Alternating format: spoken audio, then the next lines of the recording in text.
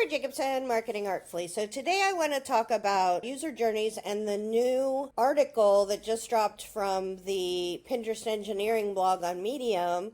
And I want to break down specific parts of it, then look at what that means in the real world, and then look at how I'm going to be using that going forward for my advanced Pinterest market. So the title of the article is Identify User Journeys at Pinterest. The first thing that really caught my eye was dynamic keyword extraction. And that's saying that they used to do it by building journeys and then trying to put people into them. So bathroom remodel, if somebody showed an interest in part of that journey, they would put them in bathroom remodel. But now they're extracting journeys from the user activities. So from their queries, annotations, and interests. If you don't know what any of those are, queries are the search. Annotations are the hidden keywords that are attached to each pin. Interests are the predefined large sections that Pinterest defines. So Christmas cookies. Right? So they chose dynamic extractions to generate journeys based on the user information. So instead of going from Pinterest has these predefined journeys, they're going from, what is the user doing, the Pinterest user doing, and then mapping that Pinterest user's process.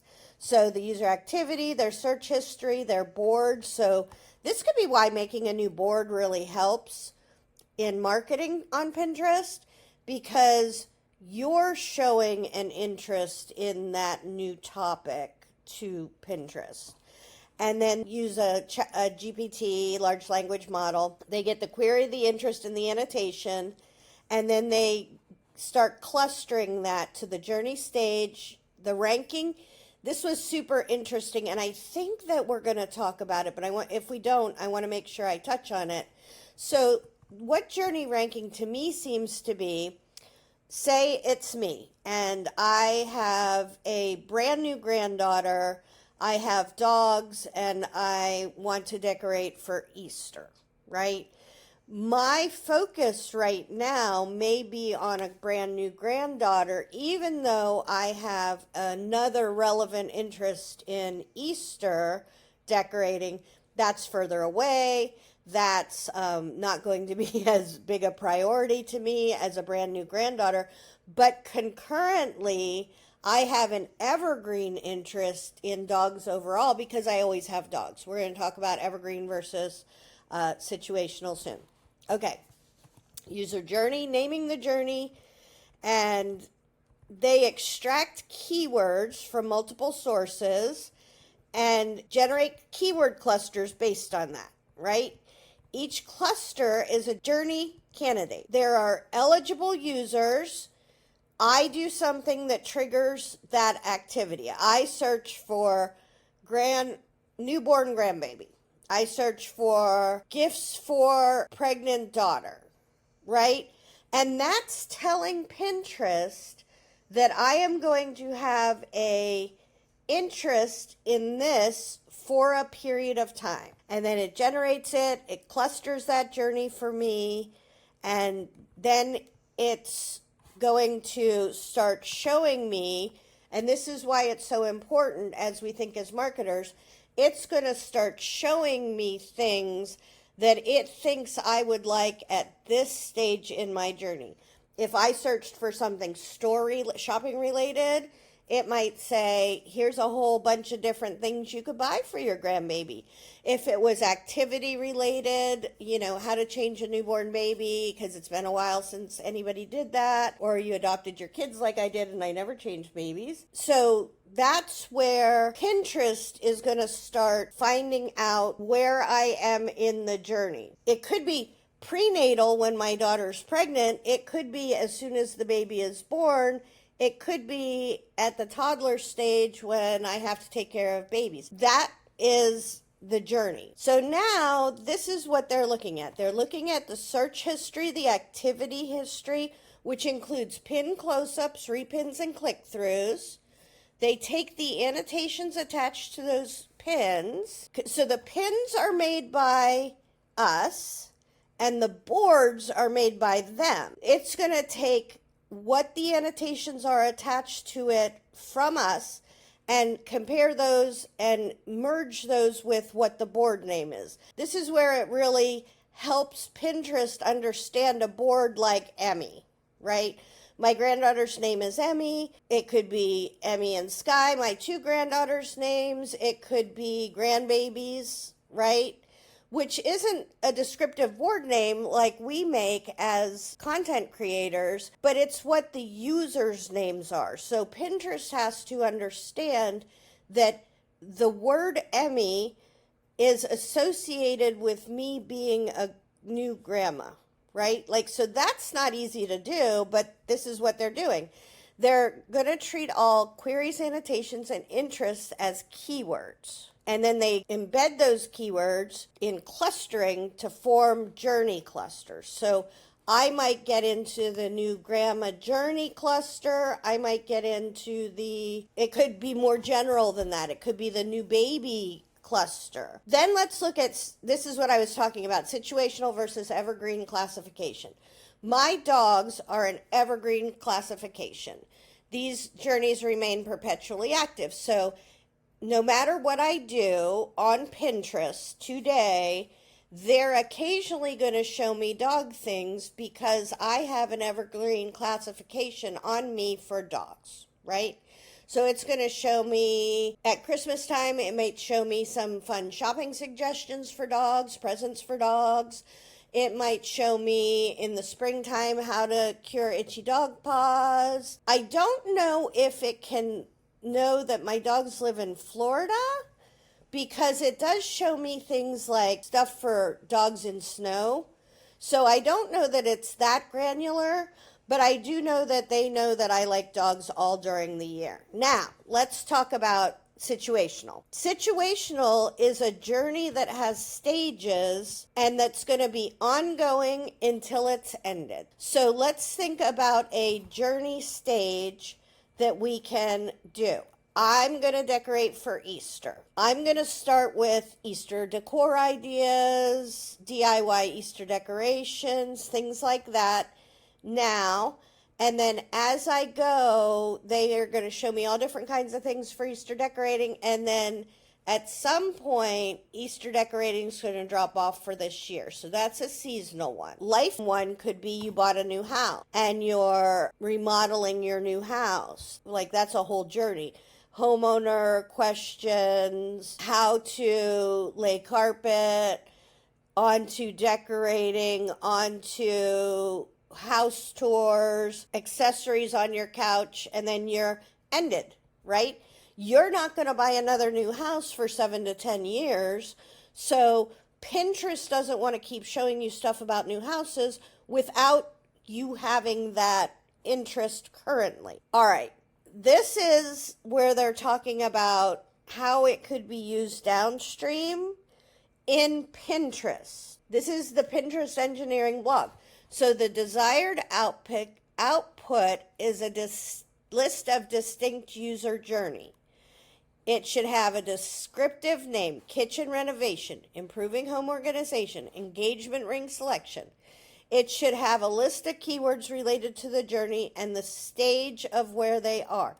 Inspiration, action, they simplified it to ongoing or ended. We're going to get way more granular in the journey as marketers in this video, but they're just like, for right now, is it ongoing or is it ended? And last but not least, ooh, this is so good.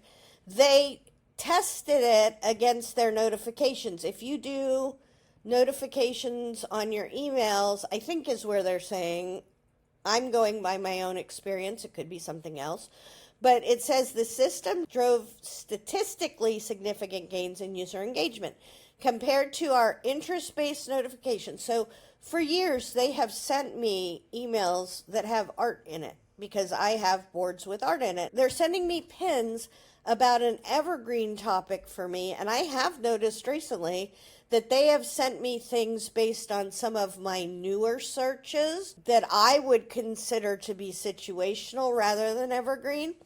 and they're saying that they demonstrated an 88% higher click rate. That's huge, right? And a 32% higher push open rate. Hold on, I'll show you what I mean. Okay, so here is my email. And this is Pinterest sending me an email that said, Tara, you didn't know you needed this. And then you see the start of it, right? This is what I'm saying, that they send me stuff about art journals all the time because they know that that's something I'm interested in. There's my pin. And yeah, I am interested in it. But it's not enough to cause me, and see, they sent me the same thing again. You didn't know how to start an altered book, how to make an amazing glue book. And then they sent me, there's another one that's just like the other one, big random glue book. But here's one that's seasonal.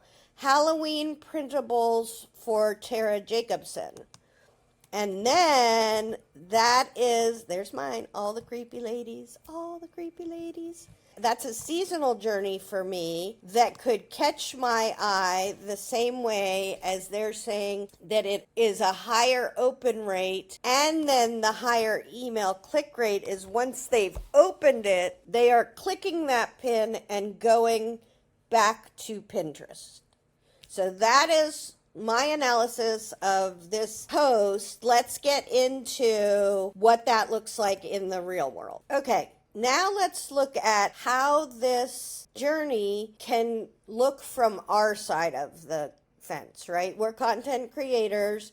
We want to start creating a post, a single post that can be positioned along the customer journey. So if we're at the very start and say my daughter's doing this, is going to have a baby, but she wants to give gifts to the grandparents, right?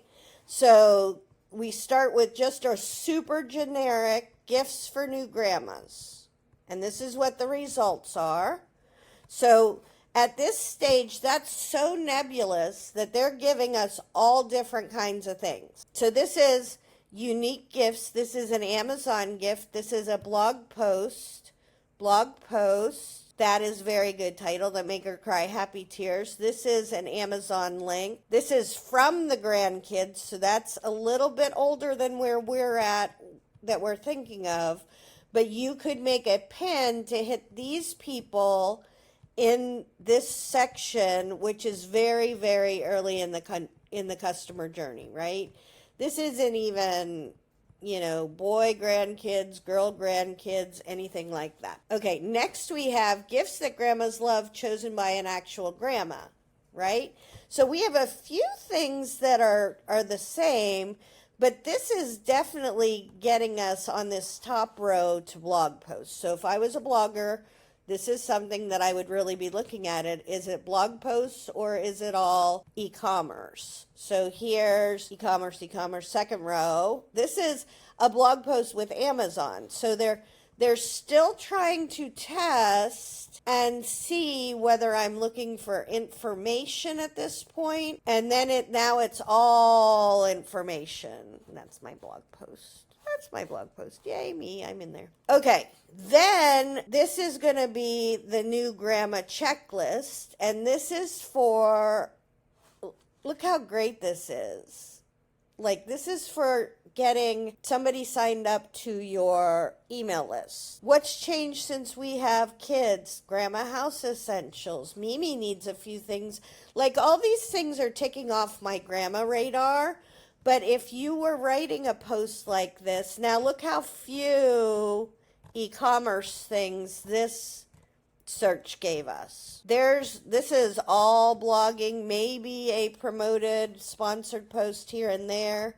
But look at, that's perfect. That's a perfect ad right there, because Mimi's going to need her some diapers, right? All right. And then last but not least is, this is a pure e-commerce search. So there are two little blog posts, and the reason why there's blog posts there is that myself as a user, I interact the most with blog posts, but then they're like, okay, we're going to show you gifts. Like, which of these gifts do you want for Mimi? So if you were an e-commerce seller, you would want to Oh my gosh, that one's pretty cool. Did you see that? It's like a little, you could put your stones in your necklace. No, I'm going to have to get that. Anyways, this is a awesome e-commerce one. If you want to start and do that same progression down it, you would maybe start and go backwards and have this as your first pin so that you're in the shopping niche with your item.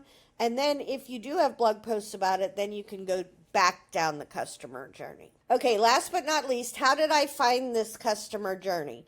And what I have done personally myself is I have made a chat GPT that helps me write these because I'm not that creative. Nor can I like really think through the customer journey that much, even though I've been doing marketing for 20 years. So I wrote a chat GPT, and let's go back to I want to keep this one. I'll show you the beginning when we get to the end because I have it for e-commerce, bloggers, YouTubers, and everyone else. All right, so to get started, she wants to learn a little bit about the content, what blog posts, who's your target reader, what do you want them to do, and are there any specific visuals or colors you'd like to use in your pins? And right when she said that, I was like, oh my God, like if I was doing gifts for grandmas, I would do gifts for grandmas in pink, and I would do gifts for grandmas in blue. As pins, I wouldn't necessarily have two different blog posts, but I would have two different user journeys, whether it's a girl grandma or a boy grandma. Anyways, this is what I said. Gifts for new grandmas, target ages 45 to 50, women with disposable income, first grandchild. I want them to read my posts, sign up for a newsletter, and buy affiliate links. Let's go with pink. I want to drive traffic. So here's the journey map. Inspirational stage, becoming a grandma. This is joy, anticipation, and pride. The sweetest gifts for new grandmas that melt hearts. Becoming a grandma, celebrate this beautiful moment. It gives me some design tips and a text overlay. So those are Toby pins. Text over background image. That was from Tony Hill. I think he's the one that made up that name. Research stage. What's the best gift? Now this is the next one. Top 10 meaningful gifts for new grandmas. That's how I got that. Gifts new grandmas actually love. Chosen by real grandmas. No, that's the one I liked. That made me happy. Gift overlays. What kind of pin to make. And then the text overlay you could do. Engagement stage is I want to know more. This is where we were like, okay, I want to get them signed up to my newsletter with a freebie, show your brand's personality, get your free grandma gift planner. And then the conversion stage is the actual click, love, buy. We did see a couple blog posts in there, so you could try a pin for that. Would I for this example, I would focus on these three stages because that conversion stage was so full of e-commerce, and it would be really hard to get your blog in there. So anyways, this is the Pin Journey Pal Chat GPT I made. If you're interested in something like this, leave a comment below because I'm not necessarily going to publish this for anybody but me. I have a whole ton of chat GPTs for myself. But if I see that there's interest in something like this, I might consider making it publicly available for a small fee. So anyways, let me know. Tara Jacobson, Marketing Artfully.